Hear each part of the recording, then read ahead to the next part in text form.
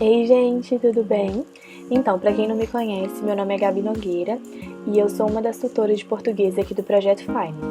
Na aula de hoje, a gente vai aprender um pouquinho sobre vozes verbais. É bem tranquilo, mas presta atenção para não se confundir, tá? Vozes verbais são a relação entre o sujeito com o verbo, independente se está agindo ou sofrendo a ação. Aí, dentro das vozes verbais, nós temos as divisões ou classificações. A voz verbal ativa é aquela em que o sujeito age sobre o verbo. Ficou meio ambíguo, mas é isso mesmo.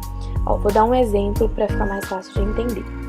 Marina bebeu o suco. Marina é o sujeito, bebeu é o verbo. Marina bebeu o suco. Marina está agindo sobre o suco.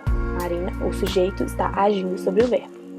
Nós temos também a voz verbal passiva, que pode ser dividida em dois tipos, analítica e sintética. Na voz verbal passiva analítica, o sujeito sofre a ação do verbo.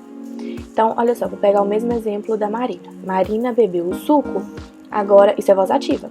Agora, na voz passiva, o suco foi bebido por Marina. Então, o suco passou a ser o sujeito da oração. E foi bebido, que é o verbo, está agindo sobre o suco, que é o novo sujeito, ou seja, o verbo está agindo sobre o sujeito. E na voz passiva sintética, o sujeito também sofre a ação do verbo, só que dessa vez ele vai ter o auxílio do pronome se. Exemplo, compram-se roupas novas.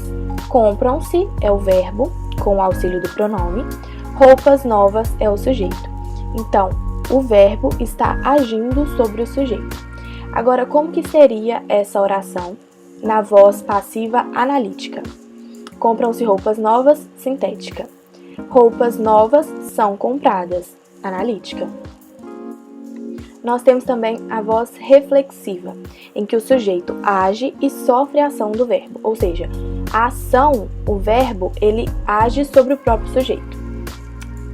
Exemplo, Pedro machucou-se. Pedro é o sujeito, machucou-se o verbo. Pedro machucou, Pedro está agindo, o sujeito está agindo sobre o verbo, mas ele se machucou, então o verbo está agindo sobre o sujeito também.